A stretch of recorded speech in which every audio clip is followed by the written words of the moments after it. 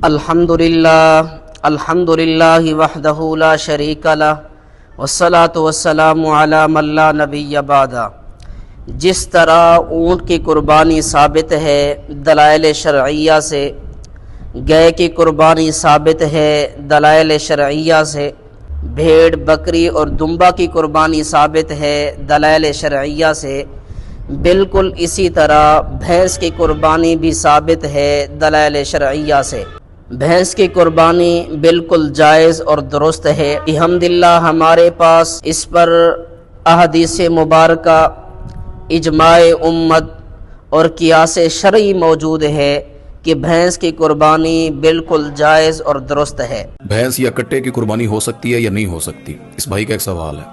ہر بقرہ عید پر نا یہ کٹا کھل جاتا ہے، کٹے کی قربانی، حالانکہ اونٹ بھی موجود ہیں، گائیں بھی اویلیبل ہے، دمبے بکرے چھترے، پھر جان بوجھ کر لوگ کٹے کی طرف آتے ہیں یا بھینس کی طرف۔ میں نہیں سمجھتا کہ جب یہ چیزیں اویلیبل ہوں پھر آپ کو بھینس کی طرف جانے کی ضرورت ہے۔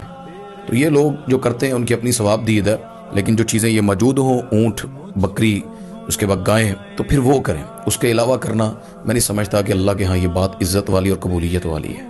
یہ شخص دعویٰ کر رہا ہے کہ جب آپ کے پاس اونٹ، گائے، بکری، بھیڑ اور دمبا موجود ہے تو پھر بھینس اور کٹے کی ضرورت کیا ہے؟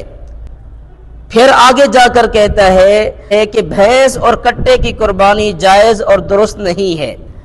بابا، یہ اس شخص کی جہالت یا ضد اور ہٹ دھرمی تو ہو سکتی ہے، اسے شہرت اور اسلامی تعلیمات سے بغاوت کا نام تو دیا جا سکتا ہے، مگر اس بات کو تسلیم نہیں کیا جا سکتا۔ بھینس کی قربانی کے جواز پر ہمارے پاس دلائل موجود ہیں۔ دلیل نمبر 1، مسند فردوس دہلوی میں حضرت علی المرتضی رضی اللہ تعالی عنہ کا ارشاد موجود ہے۔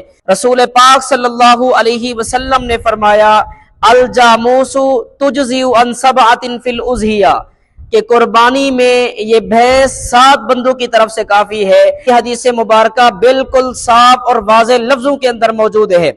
حدیث مبارک کی کتاب مصنف ابن ابی شیبہ کے اندر موجود ہے۔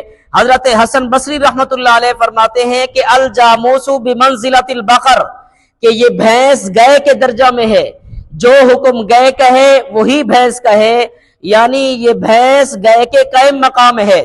ہم نے یہ 2 حدیث مبارکہ پیش کی ہیں، ایک حدیث مرفوع، نمبر 2 حدیث مقطوع۔ حدیث کسے کہتے ہیں؟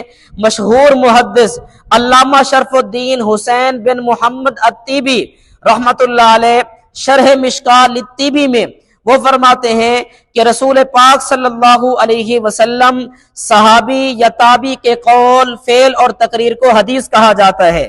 دلیل نمبر 2، اس پر اجماع امت موجود ہے کہ بھینس یہ گائے کے حکم میں ہے۔ علامہ ابن منذر رحمہ اللہ کتاب الاجماع ابن منذر میں فرماتے ہیں کہ وَأَجْمَعُوا عَلَىٰ أَنَّ حُکْمَ الْجَوَامِيسِ حُکْمُ الْبَقَرِ، ائمہ حضرات کا اس بات پر اجماع ہے کہ بھینس کا حکم گائے والا ہے۔